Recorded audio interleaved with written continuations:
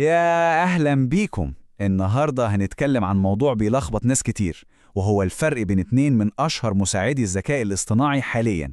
ناس كتير بتفتكرهم زي بعض، لكن الحقيقة إن كل واحد فيهم بيمثل عالم مختلف تماما عن التاني.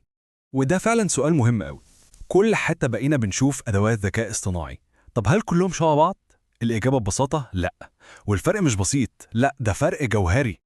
وعلشان نفهم الفرق ده كويس لازم نعرف إننا مش بس بنتكلم عن برنامجين مختلفين، لا، إحنا بنتكلم عن فلسفتين، عن طريقتين تفكير مختلفتين تماما في الذكاء الاصطناعي نفسه. طيب خلونا نبسط الدنيا خالص.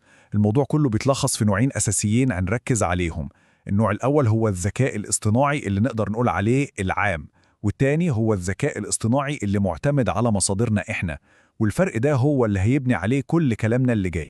النوع الأول ده اللي هو العام، تخيلوه كده زي طالب شاطر جدا قرأ كل الكتب اللي في مكتبة الكونجرس والإنترنت كله، عنده فكرة عن كل حاجة تقريبا. تسأله في التاريخ يجاوب، في الفيزياء يجاوب، في الطبخ برضه يجاوب. أما بقى النوع التاني اللي معتمد على المصادر، ده حكايته حكاية تانية خالص. ده عامل زي الباحث المتخصص اللي كل معرفته جاية من الملفات والكتب اللي قدامه على المكتب وبس. لو المعلومة مش في الورق اللي قدامه ده، يبقى هو بكل بساطة ما يعرفهاش. وفي تشبيه حلو قوي بيوصف الفرق ده بالظبط. تخيلوا إن الذكاء الاصطناعي العام ده هو المكتبة العامة الكبيرة اللي فيها من كل فيلم أغنية. أما النوع التاني المعتمد على المصادر، فده زي المكتب الخاص اللي بنجمع فيه بس الحاجات اللي تهمنا. تمام، يلا بينا ندخل في تفاصيل العالم الأول ونتكلم عن المبدع الشامل تشات جي بي تي. طيب امتى نستخدم تشات جي بي تي؟ هو بيبدع في ايه بالظبط؟ اول حاجه العصف الذهني وتوليد الافكار، لو الواحد محتاج افكار جديده للمشروع هو ممتاز. تاني حاجه كتابه المحتوى، عايز يكتب ايميل، بوست للسوشيال ميديا او حتى مسوده لمقال، تشات جي بي تي بيعمل ده كويس جدا. كمان بيساعد المبرمجين في كتابه الاكواد ويقدر يشرح اي مفهوم صعب بطريقه سهله ومباشره. القوة الحقيقية للشات جي بي تي مش بس في المعلومات اللي عنده، لأ، قوته في الإبداع وفي ذاكرته.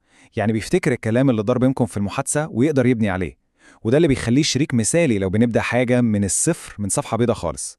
دلوقتي بقى نروح للعالم التاني، عالم مختلف تماما، عالم الدقة والتخصص، نوت بوك إيميل. وهنا أهم قاعدة في نوت بوك الام، ودي لازم نحط تحتها 1000 خط. لو المعلومة مش موجودة في المصادر اللي تم رفعها، نوت بوك الام مش هيألفها من عنده، مستحيل. والحاجة القوية فيه كمان هي إنه بيقبل أنواع مصادر كتير ومتنوعة. يعني نقدر نرفع له ملفات PDF، مستندات جوجل، ملفات تكست عادية، لينكات لمواقع. ومش بس كده، ده كمان بيقدر يفهم فيديوهات يوتيوب وملفات صوتية. يعني حرفياً بنبني قاعدة بيانات ومعرفة خاصة بينا. بس النقلة الحقيقية في نوت بوك ألام هي نوعية الحاجات اللي بيطلعها. هو مش مجرد بيرد على أسئلة وخلاص، لا، ده بيقدر يعمل حاجة اسمها ملخصات صوتية، أو حتى ملخصات فيديو، يعني شرايح عرض وفيها تعليق صوتي بيشرحها. ويقدر كمان يرسم خريطة ذهنية تربط الأفكار ببعضها، أو يعمل دليل مذاكرة كامل، أو حتى خط زمني للأحداث. ودي بقى أهم نقطة بتخليه أداة موثوقة جدا. كل إجابة، كل معلومة بيقدمها لازم يحط جنبها رقم صغير كده. لما ندوس عليه يورينا بالظبط هو جاب المعلومة دي من أنهي سطر في أنهي ملف، أو من أنهي ثانية في أنهي فيديو. ده بيقضي تقريبا على مشكلة الهلوسة أو تأليف الإجابات اللي بنشوفها في أدوات تانية. تمام قوي، كده فهمنا كل واحد لوحده. تعالوا بقى نحطهم جنب بعض في مقارنة سريعة عشان الفروقات تبان أكتر. الجدول ده بيلخص الحكاية كلها. لو بصينا على مصدر المعرفة هنلاقي تشات جي بي تي بيجيب معلوماته من تدريبه العام على الإنترنت كله. أما نوت بوك الام فمصدره الوحيد هو الملفات اللي بنرفعها. عشان كده تشات جي بي تي هو الأفضل للإبداع والبدايات الجديدة، في حين إن نوت بوك الام هو الأنسب للبحث والتحليل العميق. وطبعا وده مهم جدا، خطر الهلوسة أو التأليف في نوت بوك الام يكاد يكون منعدم. طيب يجي هنا السؤال المهم، نختار ده ولا ده؟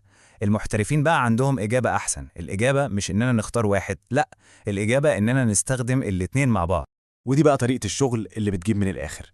العمليه بتمشي في 4 خطوات.